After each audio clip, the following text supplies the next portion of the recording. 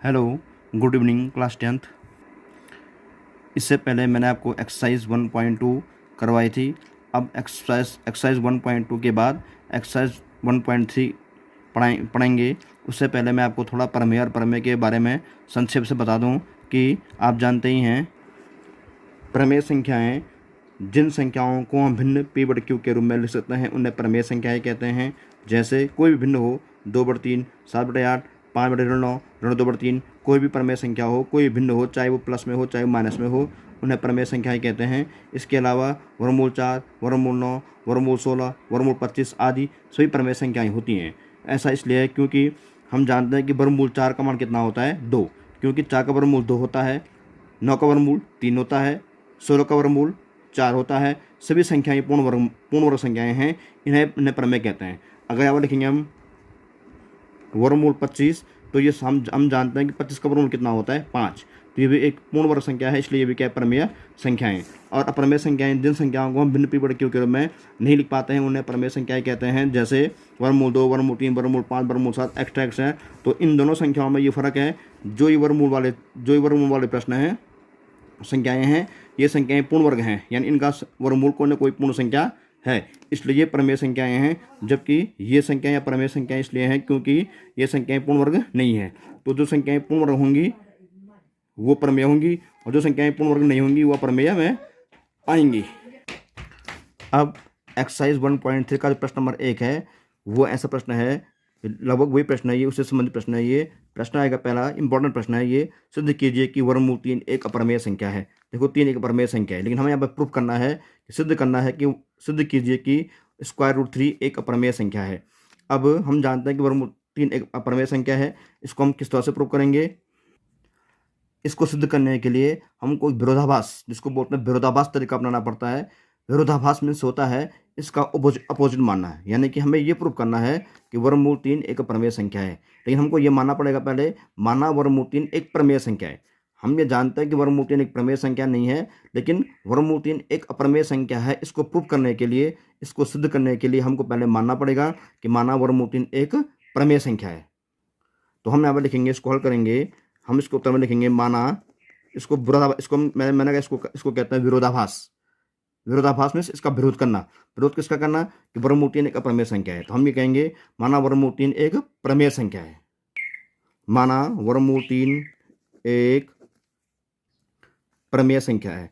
हल हमें मानना पड़ेगा माना वर्गमूल 3 एक प्रमेय संख्या है। ये प्रश्न बहुत इंपॉर्टेंट प्रश्न इसलिए है बच्चों, क्योंकि आप हर साल का पेपर उठाना है, उसमें एक प्रश्न जो है 2 नंबर का या 3 नंबर का हर साल, यानी कि प्रत्येक वर्ष जरूर आता है। सिद्ध कीजिए कि वर्गमूल 3 एक अप्रमेय संख्या है, या सिद्ध कीजिए कि वर्गमूल 5 एक अप्रमेय संख्या है, या सिद्ध कीजिए कि वर्गमूल 7 एक अप्रमेय संख्या है, या सिद्ध कीजिए कि वर्गमूल 11 एक अप्रमेय संख्या है। ऐसे ही वर्गमूल 11, वर्गमूल 13 कोई भी संख्या लिख करके अब सिद्ध कीजिए, वर्गमूल 3 लिखा हो, चाहे वर्गमूल 5 लिखा हो, चाहे वर्गमूल 2 लिखा हो, चाहे वर्गमूल 7 लिखा हो, सबको कहने का तरीका बिल्कुल एक जैसा रहेगा। आपको सिर्फ यहाँ पर संख्या को चेंज करना है, यानी कि यहाँ वर्गमूल 3 है, कभी वर्गमूल 5, कभी वर्गमूल 2, कभी वर्गमूल 7, अलग संख्याएं लिखी होंगी, लेकिन तरीका सबका एक जैसा ही होगा। इसलिए मैं आपको एक प्रश्न करा रहा हूँ, आपको अन्य प्रश्न भी इसी तरह से समझने हैं। तो इसका हल ये ऐसा करेंगे हम, माना वर्गमूल 3 एक प्रमेय संख्या है।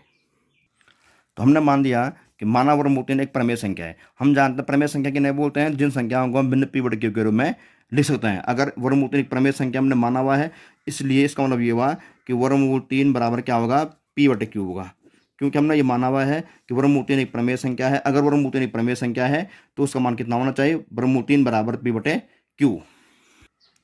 ऐसा इसलिए क्योंकि वर्गमूल 3 एक प्रमेय संख्या मानी हुई है। अगर वर्गमूल 3 एक प्रमेय संख्या हम उसको मान रहे हैं, अभी है नहीं, ये हम उसको मान रहे हैं कि एक वर्गमूल 3 एक प्रमेय संख्या है, तो हमने इसको लिख दिया वर्गमूल 3 बराबर p बटे q। p बटे q इसलिए क्योंकि p बटे q हम प्रमेय संख्याओं को ही लिखते हैं।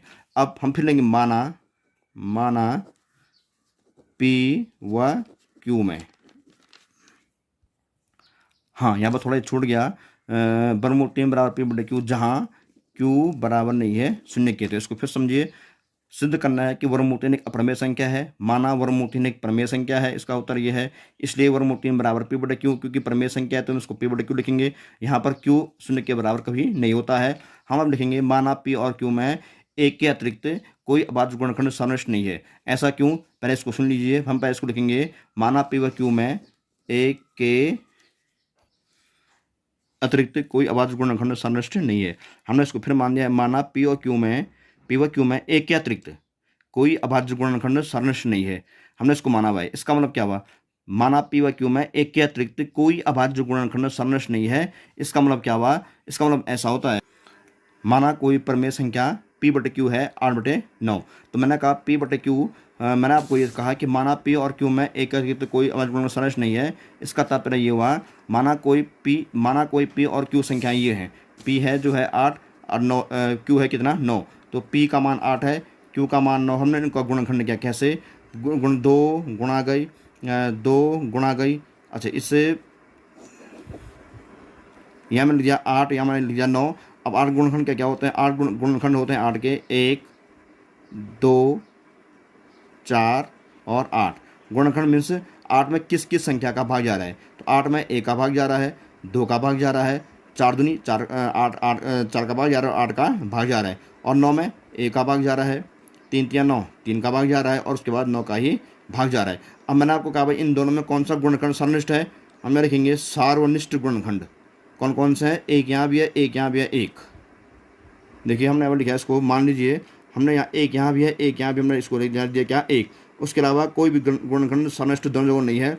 2 यहाँ है परंतु 2 यहाँ नहीं है, 4 यहाँ है परंतु 4 यहाँ नहीं है, 3 यहाँ है परंतु 3 यहाँ नहीं है, और एक के अलावा कोई भी दोनों में कॉमन नहीं है। तो हमने इसको ऐसे ही भिन्न मान लिया है। कोई ऐसे भिन्न मान लो जिनके पी और क्यू में हम जो गुणनखंड निकालेंगे तो सर्वनिष्ठ यानी कॉमन सिर्फ एक की संख्या है, वो है 1। तो यहाँ पर और एक ऐसे भिन्न है जहाँ पर जो कॉमन सिर्फ एक ही आ रहा है। तो यही मान करके हम इसको ऐसे करना है, माना पी और क्यू में एक के अलावा मीन्स पी और क्यू कोई भी 2 संख्याएं ऐसी हैं, चाहे वो 8 9 हो, चाहे वो 11 12 हो, चाहे वो 20 21 हो, कोई भी 2 संख्याएं इस तरह से हैं जिनमें कॉमन सिर्फ क्या आ रहा है, एक के अलावा कोई अभाज्य गुणनखंड सर्वनिष्ठ नहीं है। मीन्स होता है इसके गुणनखंड में जो है क्या, एक के अलावा कोई अन्य भी सर्वनिष्ठ नहीं आ रहा है। तो अब हमने कहा कि चूंकि जो हम लोग पर मान चुके हैं, चूंकि ये वर्गमूल 3 बराबर कितना होता है, पी बटे क्यू लिखा हुआ है हमने यहाँ पे, हम इसको लिखेंगे या इसको करो बस गुणन, P = वर्गमूल 3 Q। तो हमने इसको जब क्रॉस मल्टीप्लाई किया तो P इसको हर में एक मानते हैं, P को 1 से गुणा किया तो P आया, P बराबर वर्गमूल 3 Q।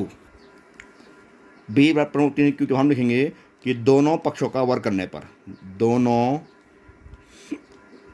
पक्षों का वर्ग करने पर हमने P बराबर वर्गमूल 3 Q, बराबर का बायां पक्षी है दायां पक्षी है, हमने दोनों पक्षों को वर्ग करने पर, यानी कि दोनों तरफ क्या करना है, स्क्वायर करना है। कैसे स्क्वायर करना है, इधर को स्क्वायर करो, P² बराबर इधर भी स्क्वायर करो, वर्गमूल 3 Q², इस तरह से ब्रैकेट लगा करके, ठीक है ना, कोष्ठक लगा करके, या फिर P² = 3 Q²। आपने 9 में पढ़ा हुआ है, P² ही होगा, बराबर 3 पर वर्गमूल भी है, वर्ग भी है, 3 पर वर्गमूल भी है और वर्ग भी है, इसलिए खाली बचेगा 3, यहाँ बचेगा Q² का Q²। तो वर्ग करने पर दोनों तरफ P² बराबर 3 Q² आ गया। अब P² = 3 Q² का मतलब ये होता है कि P² 3 से क्या है, विभाज्य है। ऐसा मैं इसलिए कह रहा हूँ, मान लो कहीं पर ये लिखा हुआ है कि 6² = 3 Q²।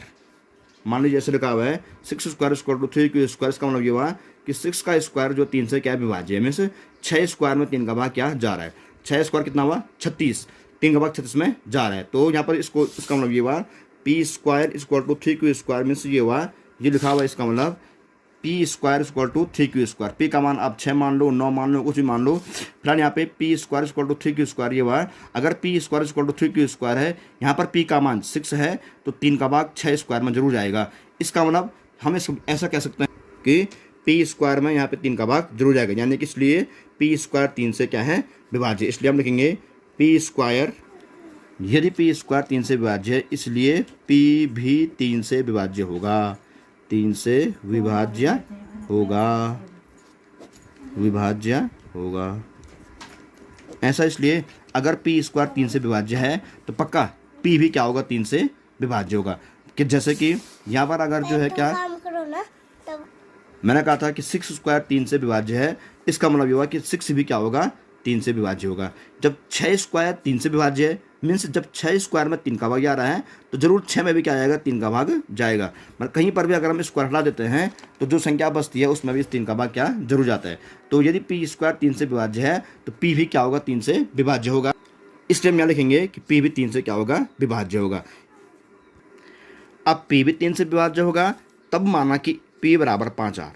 पी बराबर 5R कहाँ से आया, यदि जो है 3R, ये 3R है, पी बराबर 3R, तब जब पी भी 5 से विभाज्य होगा, इसका मतलब ये हुआ तब माना कि पी बराबर 3R। अब 3R कहाँ से आया, आर मीन्स कोई रिमाइंडर यानी कि शेष। जब जो है पी 3 से विभाज्य है तो 3 का भाग पी में कितनी बार गया, आर बार गया। इसको हम ऐसे समझेंगे, यदि जैसे मैंने आपको कहा था कि 6 स्क्वायर 3 से विभाज्य है तो 6 भी 3 से क्या होगा, विभाज्य होगा। चलो 6 3 से क्या विभाज्य है, यानी कि 6 में 3 का भाग जा रहा है, 3 का भाग 6 में दो जरा, तो कैसे आएगा, 6 बराबर 3 का भाग कितनी बार गया, 3 दूनी 6।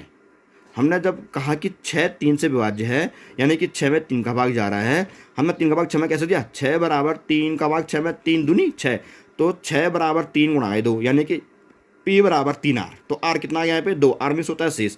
हमने जब 3 का भाग 6 में दिया, 3 का भाग 6 में देने के बाद भाग कितनी बार गया, 2 बार गया, यानी कि 2 बार भाग गया, तो 3 दूनी कितना गया, 6 गया, तो पी बराबर 3R। तो यहाँ पर वही है वो पी बराबर 3R, यानी कि जो है 3 का भाग पी में कितनी बार गया, आर बार गया। हम इसको लिखेंगे पुनः दोनों पक्षों का वर्ग करने पर, पुनः दोनों पक्षों का वर्ग करने पर, पुनः दोनों पक्षों का वर्ग करने पर जो यहाँ पर आया पी बराबर 3R आया, इसमें क्या करेंगे, फिर से दोनों पक्षों क्या करेंगे, वर्ग करेंगे। जैसे ऊपर क्या था, पी स्क्वायर बराबर 3R स्क्वायर, या पी स्क्वायर बराबर वर्ग करो, 3 का वर्ग कितना हुआ 9, आर स्क्वायर को आर स्क्वायर लिखेंगे।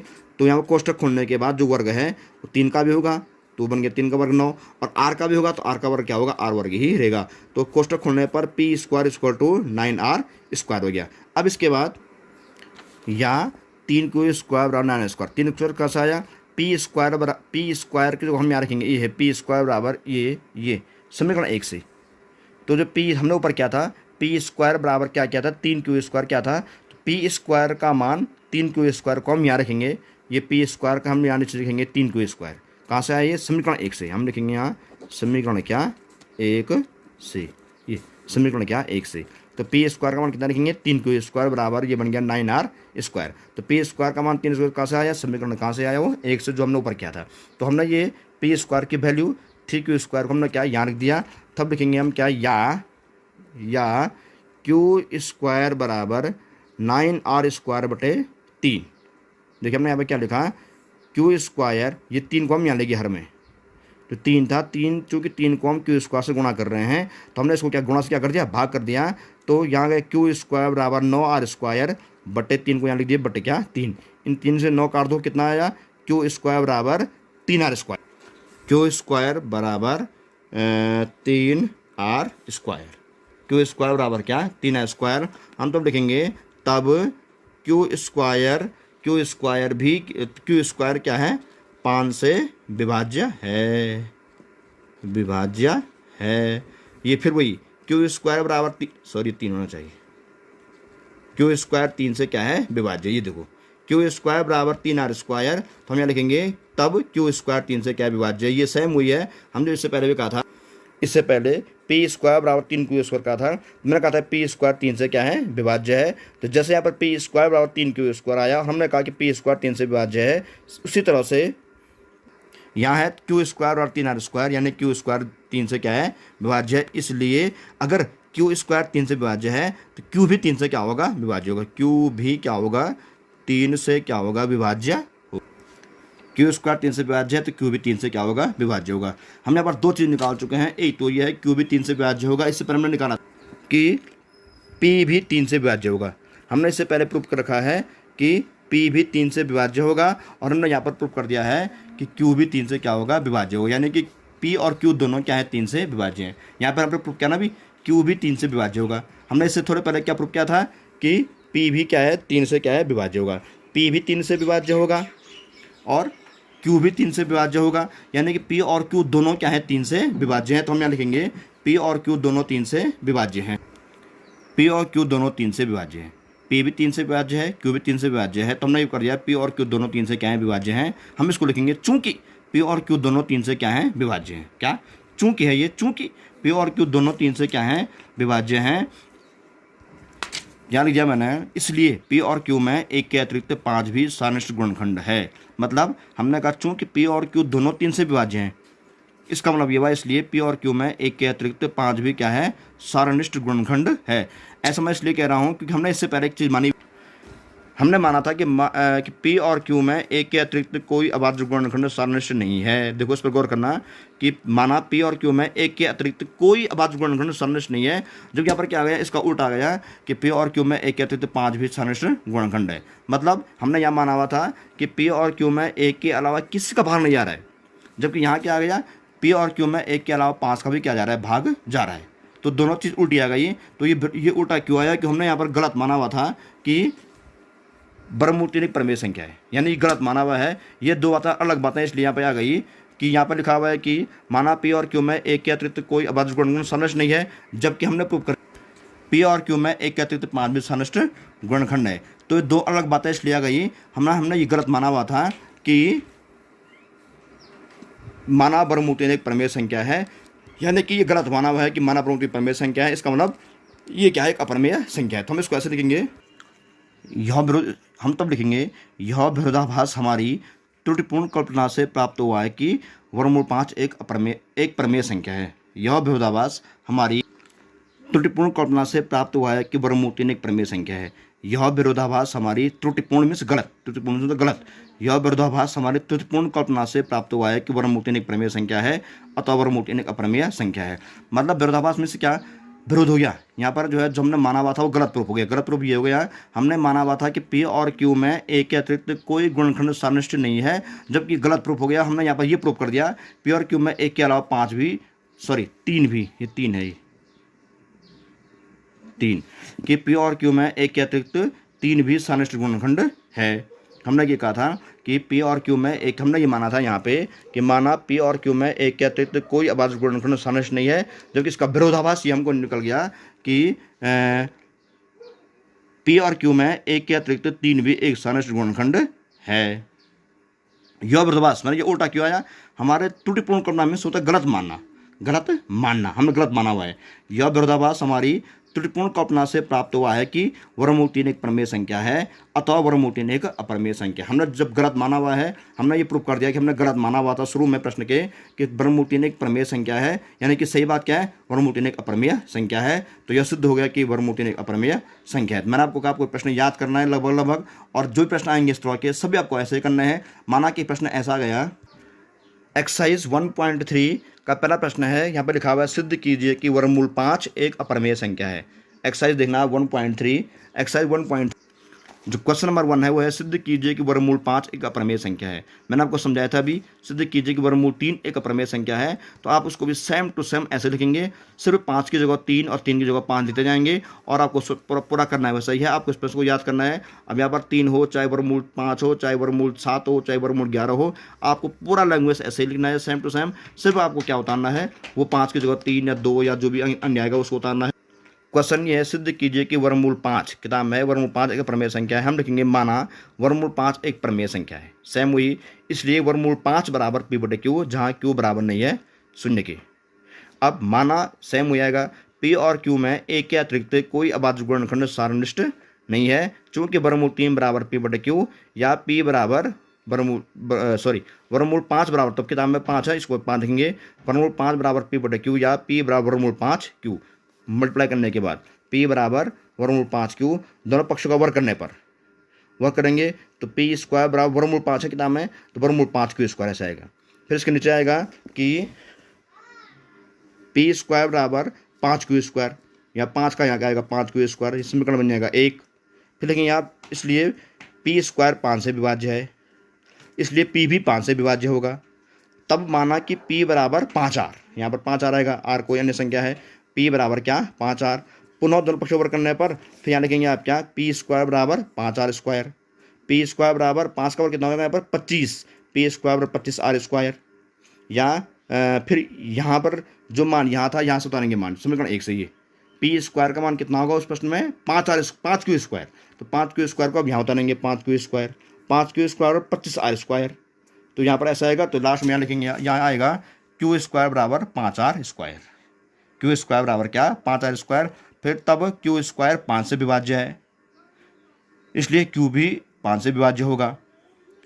चूंकि पी और क्यू दोनों 5 से विभाज्य है, प्रश्न पूरा वही है, चूंकि पी और क्यू दोनों 5 से विभाज्य हैं, इसलिए पी और क्यू में एक के अतिरिक्त इसलिए पी और क्यू में एक के अतिरिक्त 5 भी सारनिष्ठ गुणनखंड है, 5 भी एक सारनिष्ठ गुणनखंड है। और साहब यह विरोधाभास हमारे त्रिपूर्ण क्रमवार से प्राप्त हुआ है कि वर्गमूल 5 एक प्रमेय संख्या है, अतः वर्गमूल 5 एक अप्रमेय संख्या है। तो आपको जो एक्सरसाइज 1.1 का एक्सरसाइज 1.3 का एक्सरसाइज जो है 1.3 का जो क्वेश्चन नंबर 1 है, आपको उसको फिर कॉपी में करना है। तो आपको एक्सरसाइज 1.3 का सिर्फ क्वेश्चन नंबर 1 फिर कॉपी में आपको पूरा हल करना है, जो किताब में लिखा है। क्वेश्चन नंबर 1 के बाद क्वेश्चन नंबर 2 और 3 के लिए अगले वीडियो में चर्चा करेंगे।